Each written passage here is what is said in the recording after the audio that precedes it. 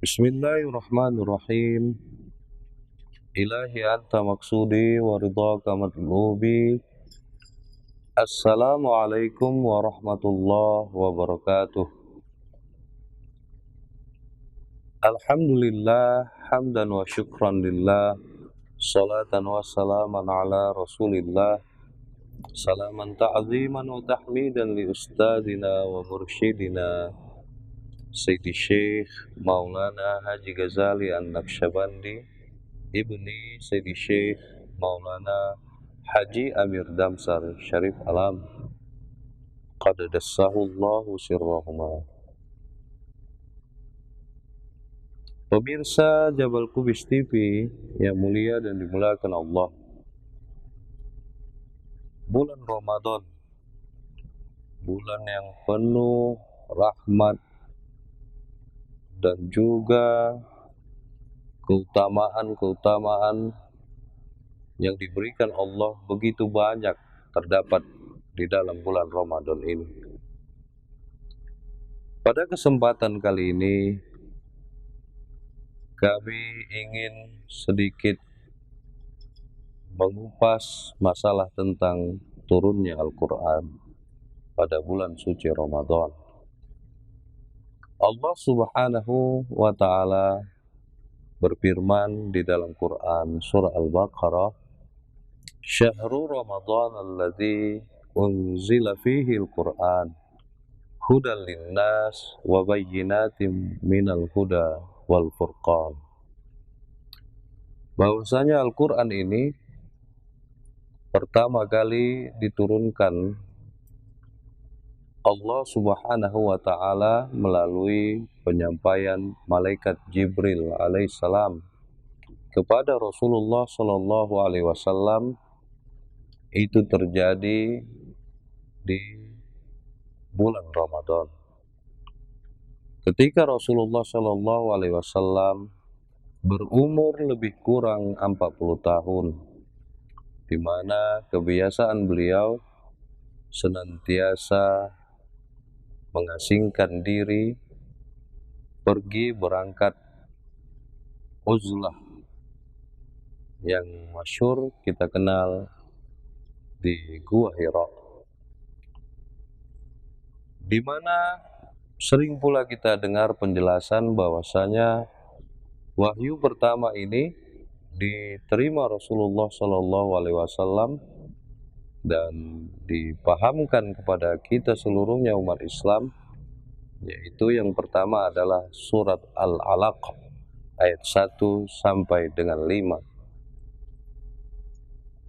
yang berbunyi, "Iqra bismi rabbikal ladzi khalaq, khalaqal insana min 'alaq, Iqra wa rabbukal akram, alladzi 'allama bil qalam, 'allamal insana ma lam ya'lam." Di mana asbabun nuzul ayat ini juga banyak diterangkan di dalam hadis, di kitab-kitab para imam periwayat hadis yang masyhur, seperti di dalam Sahih Bukhari serta imam-imam hadis lainnya. Pada makna turunnya wahyu yang pertama kepada Rasulullah Shallallahu alaihi wasallam, prosesnya terlebih dahulu kita harus pahami bahwasanya Rasulullah Shallallahu alaihi wasallam mendapatkan wahyu dari Allah Subhanahu wa Ta'ala itu melalui penyampaian malaikat Jibril alaihissalam. Di dalam Al-Quran, Allah Subhanahu wa Ta'ala memberi gelar atau menamai Jibril. Ada dua gelar yang masyhur yang dilekatkan kepada malaikat Jibril alaihissalam. Yang pertama adalah malaikat Jibril alaihissalam itu bergelar Ruhul Amin.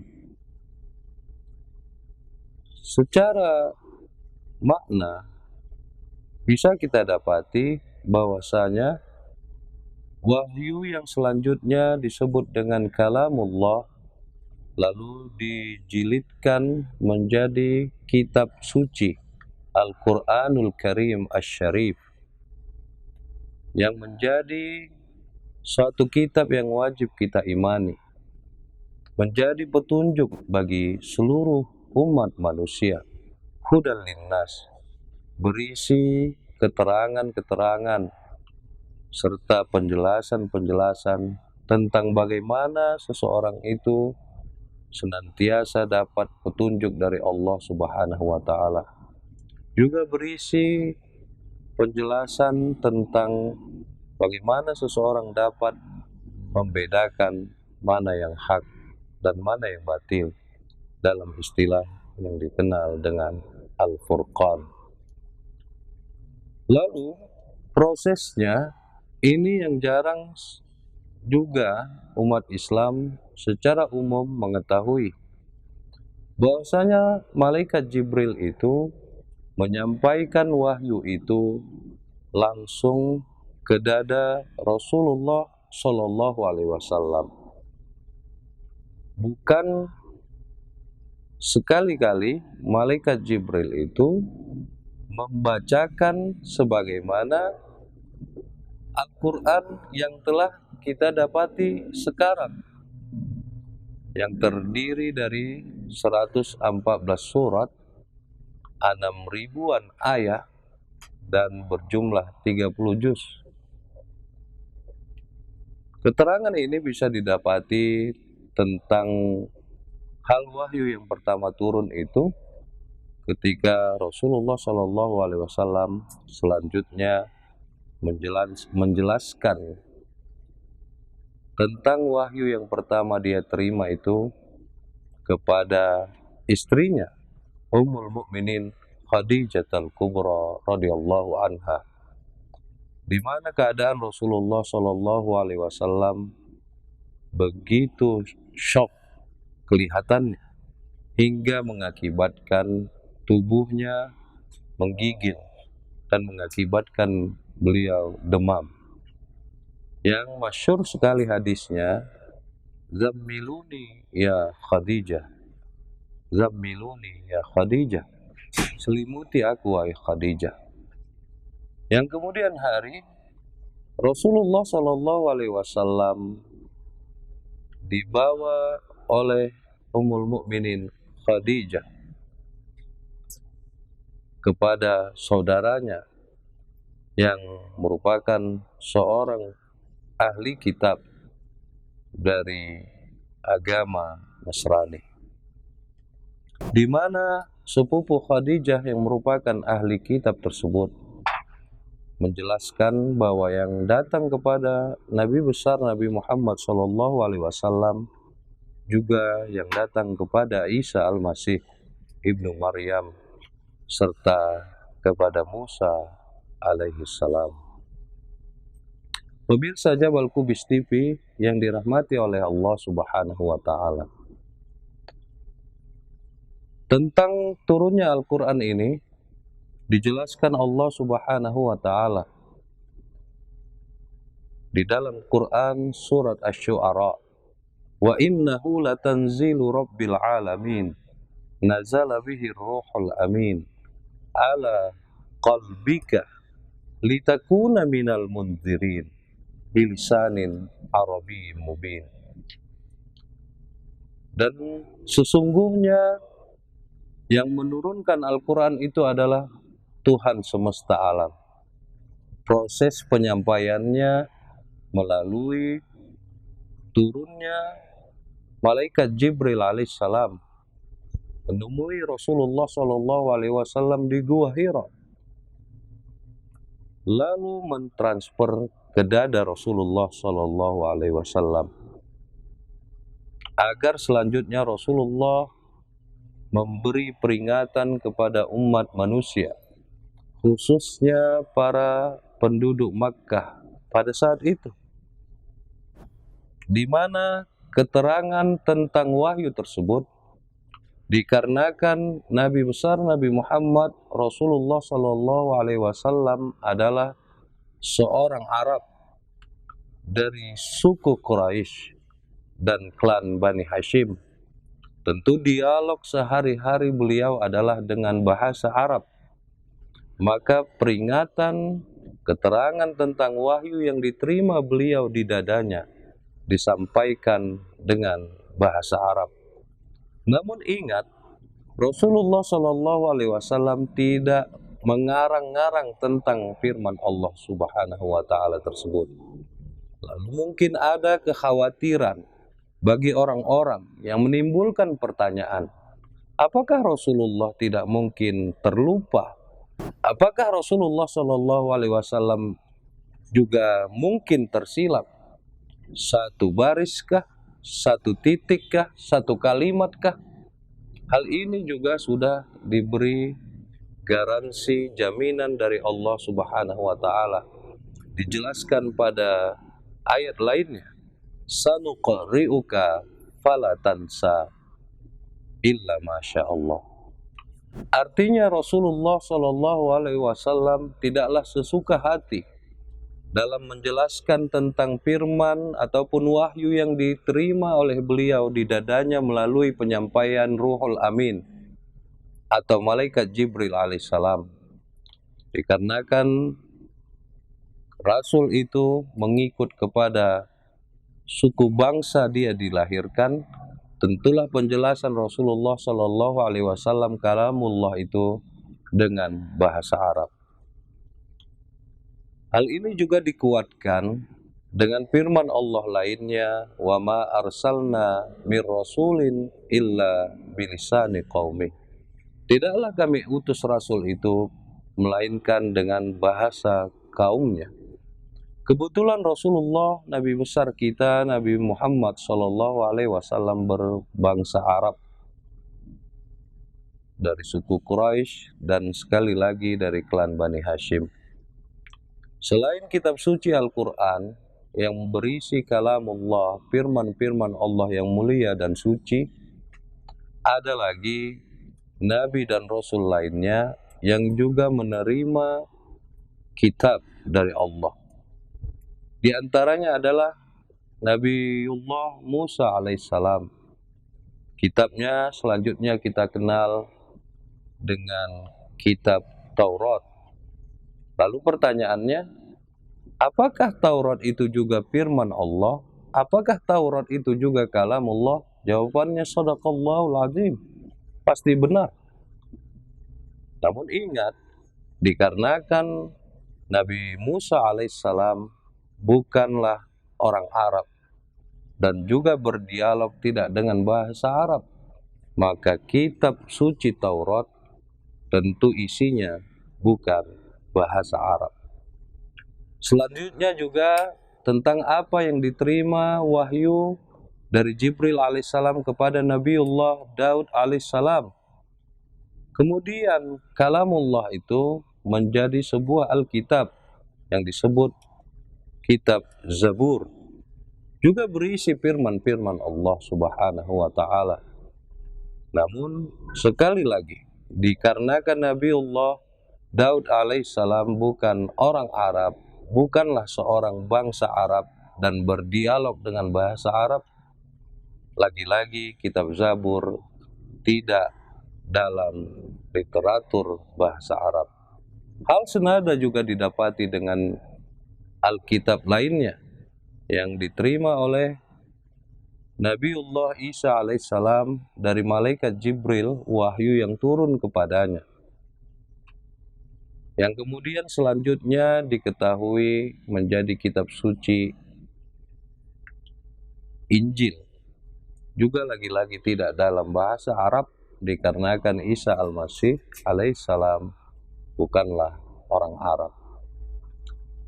Maka dari hal itu membawa kita kepada pemahaman kita ini dijelaskan oleh Allah Subhanahu wa taala, ya ayyuhan nas inna khalaqnakum min dzakari wa untha wa ja'alnakum syu'uban wa qabaila lita'arafu Inna akramakum indallahi atqakum. Wahai manusia, sesungguhnya kami menciptakan kamu dari pasangan laki-laki dan perempuan. Dalam makna Nabi Adam alaihissalam beserta Hawa. Lalu dari keturunan beliau berdua ini, jadilah manusia ini bersuku-suku, berbangsa-bangsa. Diadakanlah interaksi agar kita saling mengenal di dunia ini. Namun ingat, sesungguhnya yang paling mulia di antara manusia ini adalah di sisi Allah yang paling bertakwa kepadanya. Takwa itu letaknya di hati. Keliru sekali kalau seseorang itu mengidentikan ketakwaan itu dari sisi bicara, lisan, atau kefasihannya. Kalaulah ketakwaan itu dilihat Allah Subhanahu wa Ta'ala dari sisi lisan, dalam arti kefasihan, kebagusan, kepakarannya dalam membaca kalamullah, firman-firman Allah Subhanahu wa Ta'ala, tentu yang paling bertakwa adalah orang Arab itu sendiri.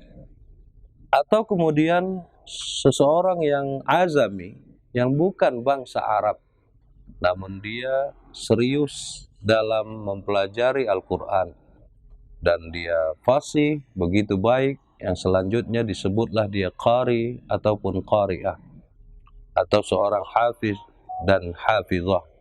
Maka dari itu sama sekali bukan itulah yang dinilai oleh Allah Subhanahu wa Ta'ala.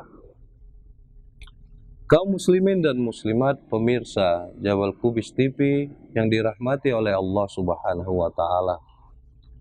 Namun ingat, di dalam aplikasi kita sehari-hari, betapa sebenarnya Al-Quran itu merupakan suatu hal yang begitu sakral, begitu mulia. Kita dapati Al-Quran itu di era sekarang ini begitu mudah, dalam bentuk mushaf-mushaf yang indah.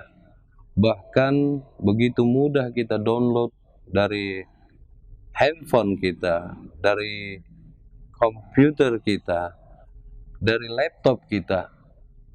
Merupakan satu kemudahan yang menjadi anugerah yang begitu indah di era modern ini.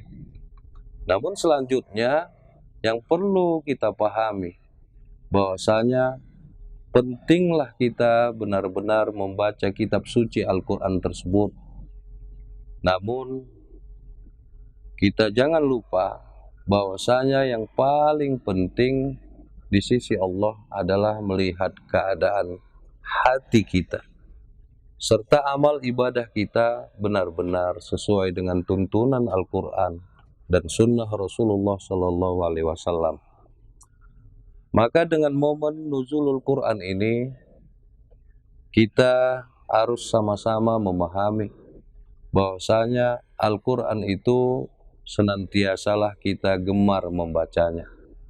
Untuk baik dalam pembacaan Al-Quran, teruslah belajar ilmu tentang tata cara membaca Al-Quran.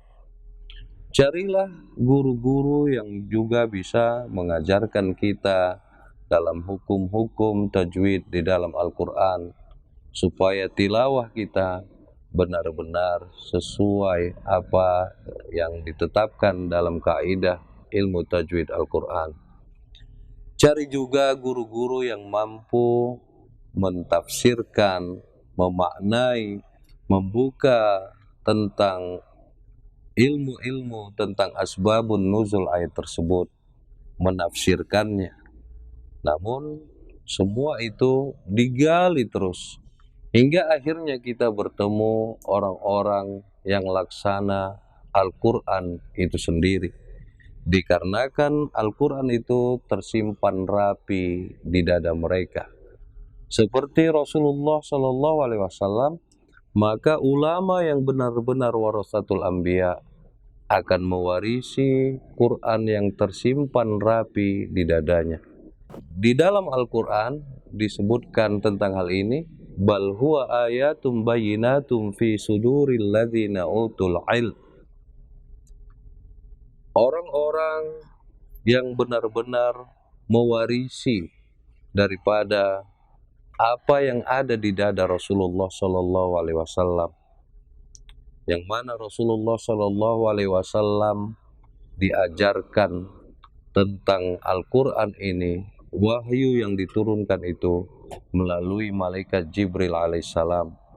Dari sisi otentik kitab suci Al-Quran tersebut, tidak ada satu baris, satu huruf yang hilang ataupun berkurang, ataupun Rasulullah Shallallahu Alaihi Wasallam tersilap ataupun tersalah. Jaminan sanuqri'uka fala tansa tersebut merupakan satu garansi bagi kita bahwasanya benarlah firman Allah, inna nahnu nazzalna dzikra wa inna lahu lahafizun, pada surat Al-Hijr. Sesungguhnya kamilah yang menurunkan az-zikir, nama lain dari Al-Quran, dan sesungguhnya kami pula lah yang menjaganya. Penjagaan bentuk kesucian Al-Quran itu bukan hanya dari sisi jumlah ayat, huruf, baris, dan tata cara membacanya, akan tetapi kesuciannya bagi orang-orang yang benar membacanya, mengartikannya, memaknainya, mentadabburnya, sekaligus mengamalkannya. Ada satu paket lagi yang harus dia pahami, bahwasanya selain bergelar Ruhul Amin, malaikat Jibril alaihissalam itu juga bergelar Ruhul Kudus. Dijelaskan dalam kitab suci Al-Quran juga pada surah An-Nahl, Qul nazzalahu Ruhul Qudusi min rabbika bil haqq yuthabbital ladzina amanu wa hudaw wa busyra lil muslimin. Ruhul Kudus itulah yang menjelaskan bagaimana ilmu yang kita kenal, di mana Rasulullah Shallallahu Alaihi Wasallam pernah dibedah dadanya oleh malaikat Jibril alaihissalam. Itulah yang selanjutnya didapati pada ulama-ulama yang benar-benar Rabbani, yang benar-benar sesuai dengan kaidah Al-Quran dan juga sunnah Nabi, yang benar-benar dalam Islamnya kafah, lahir batin, jasmaninya benar-benar Islam, dan orangnya Muslim, rohaninya juga benar-benar Muslim, lahir dan batin, syariat dan hakikatnya terpenuhi, qiraatul lisannya benar-benar sesuai tuntunan kitab suci Al-Quran, dan batinnya benar-benar menjaga kesucian daripada Al-Quran itu secara batin, dengan senantiasa terkoneksi dalam ketakwaan kepada Allah Subhanahu wa Ta'ala. Maka wajarlah orang yang demikian sesuai dengan firman, inna akramakum indallahi atqakum. Dia mulia karena ketakwaannya, bukan hanya karena lisannya yang fasih membaca Quran, bukan karena hafalan Qurannya yang banyak, bukan karena kondisinya, keilmuannya di sisi Al-Quran begitu mumpuni, namun sama sekali tidak sampai turun dari tenggorokannya sampai ke dadanya. Yang diinginkan Allah, yang dinilai Allah adalah Al-Quran yang benar-benar tersimpan rapi di dada, yang mengakibatkan semakin bertambah ketakwaan kepada Allah Subhanahu wa Ta'ala. Demikian saja, semoga bermanfaat bagi diri kami sendiri terkhususnya, dan kepada seluruh kaum muslimin dan muslimat pemirsa Jabal Kubis TV yang dirahmati oleh Allah Subhanahu wa Ta'ala. Ilahi anta maksudi wa ridhaka matlubi. Wassalamualaikum warahmatullahi wabarakatuh.